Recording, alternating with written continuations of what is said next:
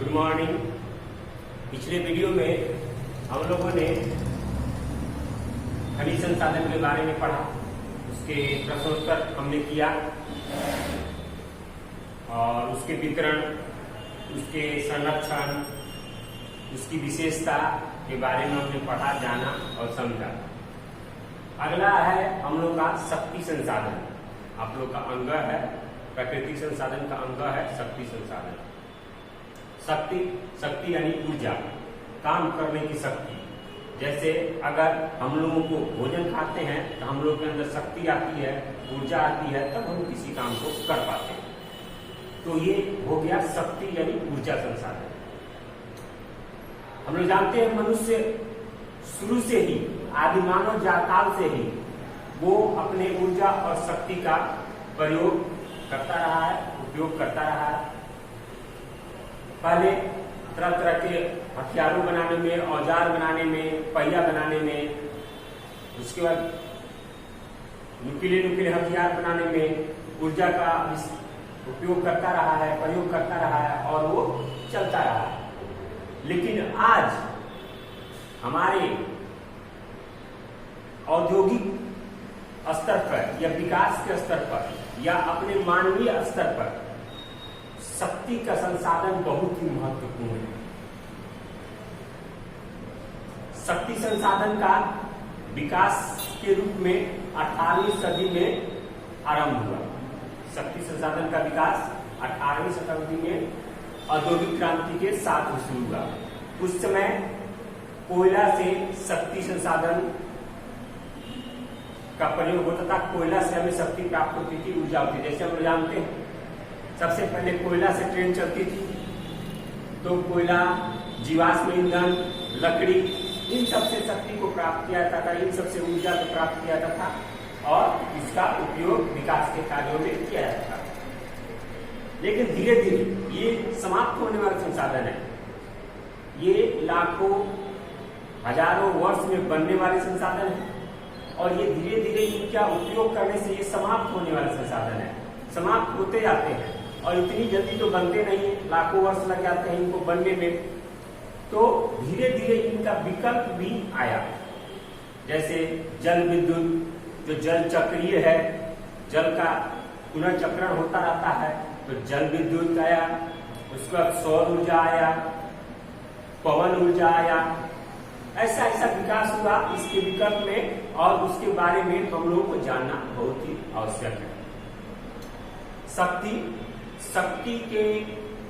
शक्ति संसाधन के विकास से औद्योगिक विकास निर्भर है। शक्ति संसाधन के विकास पे ही औद्योगिक विकास निर्भर है। जैसे हम लोग देख रहे हैं, पहले हमारे यहाँ बहुत सी ट्रेनें डीजल पे चलती थी, आज विद्युत पे चल रही है। आज विद्युत ट्रेनें, इलेक्ट्रिक ट्रेनें आ चुकी है। अत्यधिक तेज चलने वाली बिजली पर ट्रेनें आ चुकी हैं। बिजली के द्वारा आज हम घर में बैठे सारे इलेक्ट्रॉनिक सामानों का हम उपयोग कर रहे हैं। आजकल हर घर में इलेक्ट्रॉनिक सामान बिजली पे ही निर्भर है। बिजली अगर एक बार चली जाए, विद्युत चली जाए, तो देखते हैं हम कितना हमारे लिए वो दुख हो जाता है या लगता है कि हम उसके बिना नहीं रह सकते। तो ये हम इसे समझ सकते हैं कि विद्युत हो या शक्ति संसाधन हो, आप लोग देख रहे हैं बहुत लोग घरों पे अपने सोलर पैनल जो होता है सौर ऊर्जा वाला लगाए जाते हैं। इससे सौर ऊर्जा उत्पादन किया जाता है और उसका उपयोग घर के कई कामों में किया जाता है। तो शक्ति संसाधन हमारे लिए बहुत ही महत्वपूर्ण। कोयला जो कि एक समाप्त होने वाला संसाधन है, वो हमारे लिए बहुत महत्वपूर्ण है। कोयला को हम बिजली के उत्पादन में और सारे औद्योगिक कार्यों में, घर में जलावन के रूप में उसका उपयोग करते रहे हैं। तो ये हमारे लिए बहुत ही महत्वपूर्ण है, इसके बारे में पढ़ना और जानना। मैंने आप लोग पहले बताया, आप लोग किताब लेकर बैठिए, साथ में किताब सबको ले लीजिए, किताब लेकर बैठिए और किताब को एक बार पढ़ के आइएगा तो आपको समझने में ज्यादा आसानी होगी। अब आता है कोयले का वितरण या कोयले का प्रकार। कोयले का प्रकार है शक्ति संसाधन के प्रकार। शक्ति संसाधन का प्रकार। तो शक्ति संसाधन का प्रकार अलग अलग हमारी किताब में दिया गया है। अलग अलग स्तर पर शक्ति के प्रकार को बांटा गया है, अलग अलग स्तर पे। जैसे पहला है उपयोग के आधार पर, हम उपयोग करते हैं उसके आधार पर। तो उसके आधार पर दो भागों में बांटा गया है, सतत एवं समापनीय। सतत मतलब होता है लगातार चलने वाला शक्ति संसाधन, यानी सतत मतलब लगातार चलता रहे, जो लगातार चलता है। जैसे हमारा सौर ऊर्जा हुआ, वो लगातार चलता रहता है, वो कभी समाप्त नहीं होता है। कोयला है, जैसे कोयला एक बार उपयोग कर लेंगे वो समाप्त हो जाएगा, लकड़ी एक बार उपयोग कर लेंगे वो समाप्त हो जाएगा, पेट्रोलियम एक बार उपयोग कर लेंगे वो समाप्त हो जाएगा।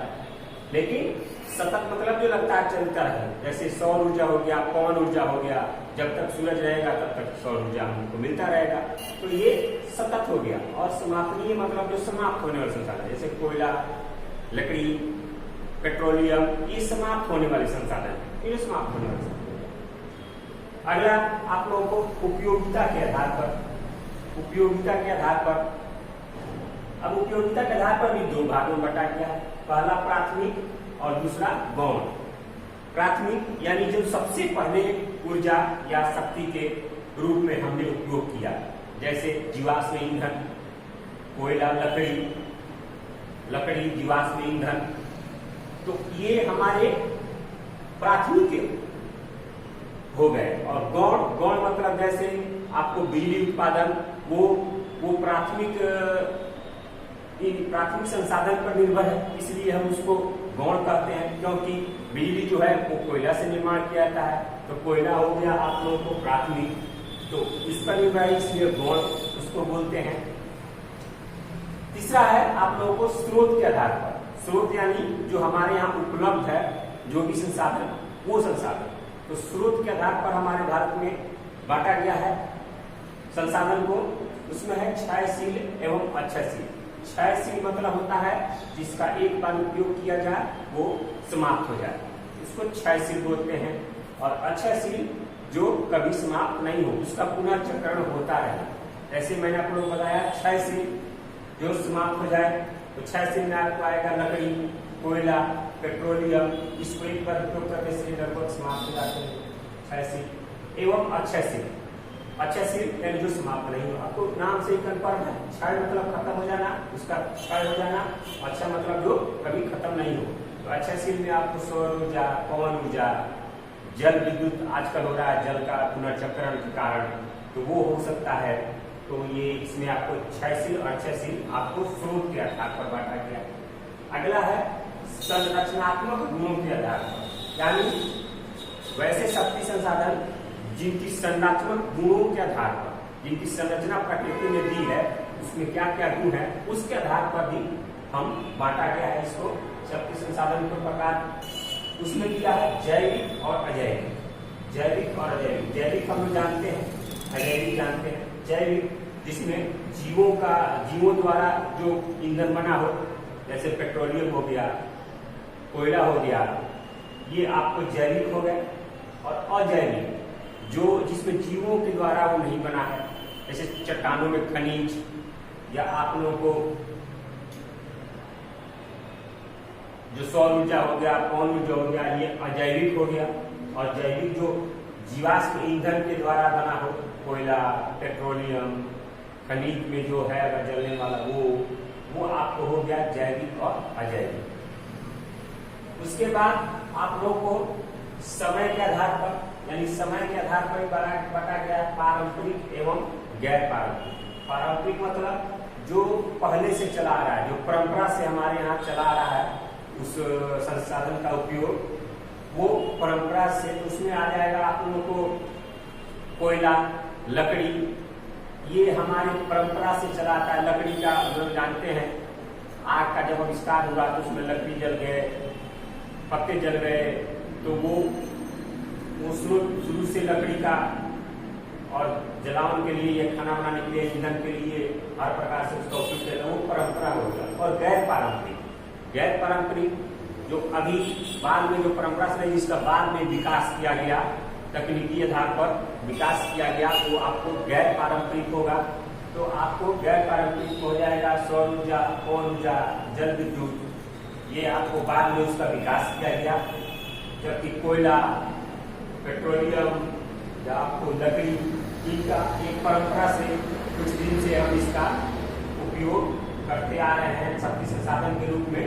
तो ये आपको परंपरा, पारंपरिक और गैर पारंपरिक स्रोतों। अब आप देखिए, मैंने सबका लिखा दिया है, बोल दिया। आप वीडियो सुन के इस सब का आंसर आप लोग लिख सकते हैं, या आप लोग किताब का सहारा ले सकते हैं, वीडियो देख सकते हैं, साथ में किताब देख सकते हैं और उससे इस सब का आंसर आप लोग चाहें तो लिख सकते हैं। हालांकि ये याद करने का ये है, उपयोग के आधार पर सतत मतलब लगातार चलने वाला, समाप्त नहीं है, समाप्त होने वाला। उपयोगिता के आधार पर प्राथमिक जो प्रथम स्टेज होता है, शुरुआती, और गौण जो उस पर निर्भर करता है, प्राथमिक जो निर्भर करता है। स्रोत के आधार पर क्षय, यानी क्षय मतलब समाप्त हो जाना, क्षयशील वाले है, जैसे कोयला है, लकड़ी है, एक बार उपयोग करने में समाप्त हो जाते हैं। अक्षयशील जो समाप्त नहीं होते हैं, सौर ऊर्जा, पवन ऊर्जा। संरचनात्मक गुण के आधार पर जो संरचना बना है, जो प्रकृति ने गुण दिया है, उसका जैविक और जैविक जो जीवों के द्वारा बने हैं, लाखों करोड़ साल में नीचे दब गए, कोयला हो गया, पेट्रोलियम हो गया, वो और अजैविक मतलब वही सौर ऊर्जा, पवन ऊर्जा। समय के आधार पर पारंपरिक एवं गैर पारंपरिक, जो परंपरा से चला आ रहा है, जैसे लकड़ी का, कोयला का, ये बहुत पहले से चला आ रहा है, हम उसका उपयोग करते हैं शक्ति संसाधन के रूप में, वो हो गया। और गैर पारंपरिक में आप लोगों को हो गया वही जो अभी हमने विकास किया है वो। अब इसमें आप लोग इसको लिख सकते हैं, किताब का सहारा ले सकते हैं। अब अगला है आप लोगों को पारंपरिक ऊर्जा स्रोत। पारंपरिक ऊर्जा स्रोत,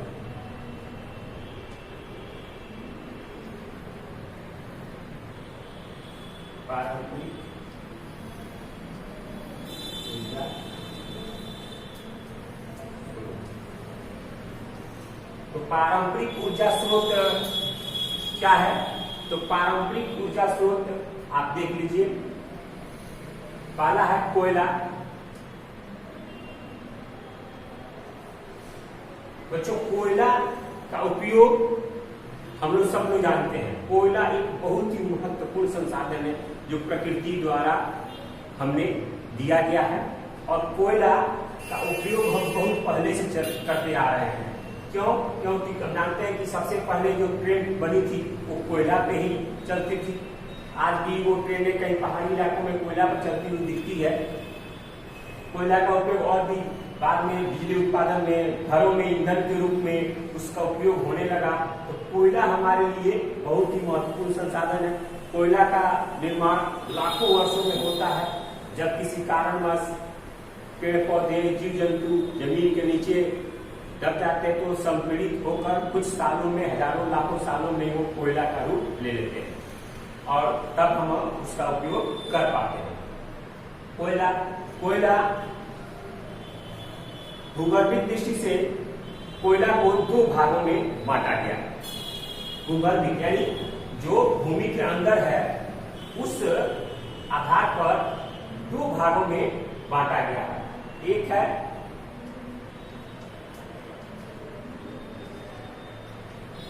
गोंडवाना समूह, दूसरा है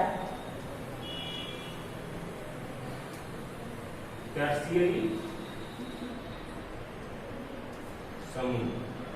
कोयला को भूगर्भिक आधार पर यानी भूमि के अंदर जहां जहां कोयला है उसको, उस क्षेत्र को हम दो भाग में बांटते हैं, एक गोंडवाना समूह और एक टर्शियरी समूह। तो गोंडवाना समूह का कोयला का निर्माण लगभग 20 करोड़ वर्ष पहले,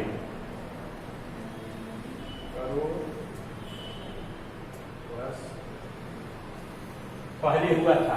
और ये कोयला हमारे महानदी घाटी, सोन घाटी, दामोदर घाटी के आसपास क्षेत्रों में पाई जाती है।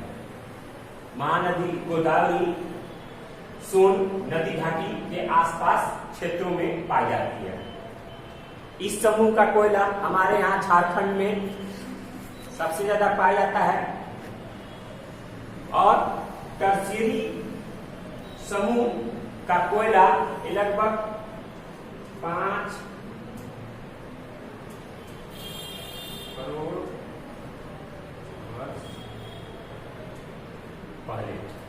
टर्शियरी समूह का कोयला लगभग 5.5 करोड़ वर्ष पहले उसका निर्माण हुआ था। तो हम इसे समझ सकते हैं कि कोयला का निर्माण कितने दिनों में होता है। और ये मुख्यतः आपको असम, आंध्र प्रदेश, अरुणाचल प्रदेश इन क्षेत्रों में आपको पाया जाता है। पहला गोंडवाना समूह का कोयला महानदी, सोन नदी, दामोदर नदी घाटी के क्षेत्रों में पाया जाता है। और दूसरा टर्शियरी समूह का कोयला आपको नागालैंड, अरुणाचल प्रदेश, असम, मेघालय इन क्षेत्रों में इस समूह का कोयला पाया जाता है। यानी इतने दिन पहले इन कोयलों का निर्माण हुआ था जिसका आप उपयोग कर रहे हैं। इससे समझ में आता है कि कोयला हमारे लिए कितना महत्वपूर्ण संसाधन है। आज के लिए इतना ही। आगे हम कोयले का वर्गीकरण, कोयले के बारे में और भी इसका वर्गीकरण, इसका वितरण, इसका संरक्षण हम लोग पढ़ेंगे। इस वीडियो में इतना ही। आप लोग किताब से अगले बार कोयले का वर्गीकरण आगे पढ़ के आइएगा। आप लोग इसको चाहे तो आप लोग सुन के वीडियो देख के नोट्स में उसको लिख सकते हैं, समझ सकते हैं, उतार सकते हैं और किताब को अपने साथ रखिएगा। अगला जो टॉपिक है आप लोग उसको बढ़िया से पढ़ के आइएगा जिससे हमको समझाने में आप लोग को आसानी हो। धन्यवाद।